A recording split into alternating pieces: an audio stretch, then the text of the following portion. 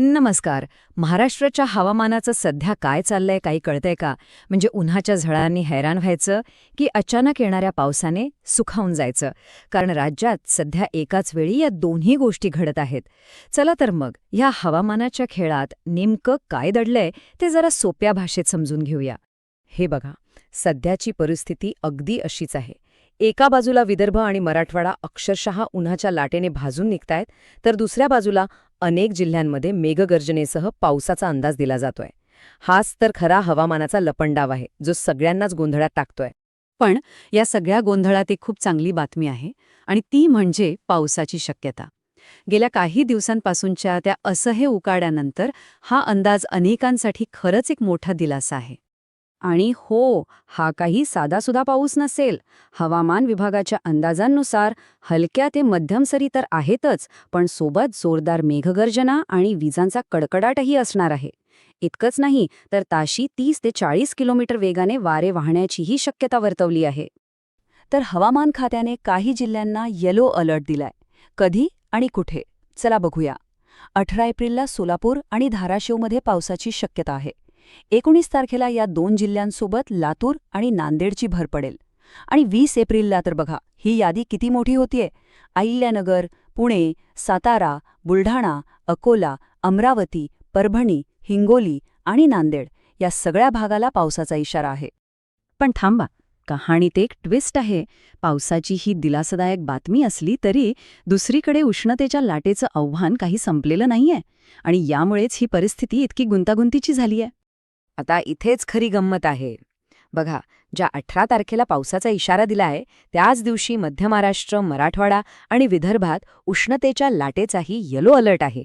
आणि 19 तारखेलाही विदर्भात ही लाट कायम राहणार आहे. म्हणजे विचार करा, एकाच वेळी पाऊस आणि प्रचंड उकाडा. आता साहजिकच सगळ्यांना प्रश्न पडला असेल की हे सगळं एकाच वेळी कसं काय शक्य आहे? म्हणजे एकाच राज्यात एकाच दिवशी काही ठिकाणी पाऊस आणि काही ठिकाणी उष्णतेची लाट, हे नेमकं घडतंय तरी कसं? याचं उत्तर ना, वातावरणात एकाच वेळी घडणाऱ्या दोन मोठ्या आणि एकमेकांच्या विरुद्ध घडामोडींमध्ये दडलंय.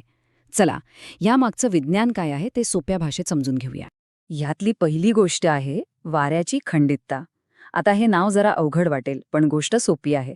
वातावरणाच्या खालच्या थरात म्हणजे जमिनीलगत एक अशी वाऱ्याची स्थिती तयार झालीय जी थेट समुद्रावरून बाष्प म्हणजे मॉइश्चर खेचून आणतीये आणि याच बाष्पामुळे पावसाची शक्यता तयार होतीये. हे बघा, इथे सगळं गणित स्पष्ट होतंय. कल्पना करा, वातावरणाचे दोन थर आहेत. खालच्या थरात म्हणजे जमिनीपासून साधारण 1.5 किलोमीटर वरपर्यंत ही वाऱ्याची खंडितता बाष्प आणतीये आणि पावसासाठी पोषक वातावरण तयार करतीये. पण त्याचवेळी त्याच्या वरच्या थरात एक प्रतिचक्रीय स्थिती तयार झालीये. आता ही स्थिती काय करते तर ती हवेवर दाब टाकते, तिला खाली दाबते, ज्यामुळे जमीन तापते आणि उष्णतेचा मारा येतो. म्हणजे खाली पावसाची तयारी आणि वरून उष्णतेचा मारा. काय विचित्र कॉम्बिनेशन आहे बघा. तर मग या सगळ्याचा पुढच्या 3 दिवसांवर काय परिणाम होणार आहे, कुठे काय होईल, याचा एक शॉर्टमध्ये आढावा घेऊया.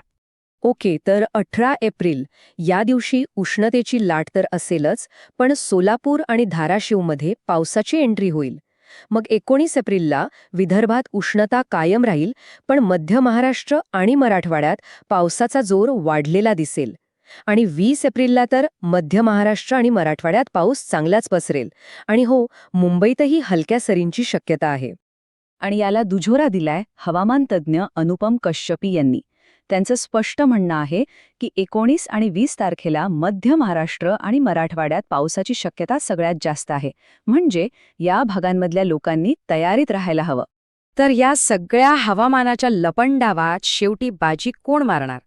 उन्हाचा तडाखा जास्त तापदायक ठरणार की पावसाची सर दिलासा देणार? आता याचं उत्तर तर आपल्याला येणारा काळच देईल. तोपर्यंत स्वतःची काळजी घ्या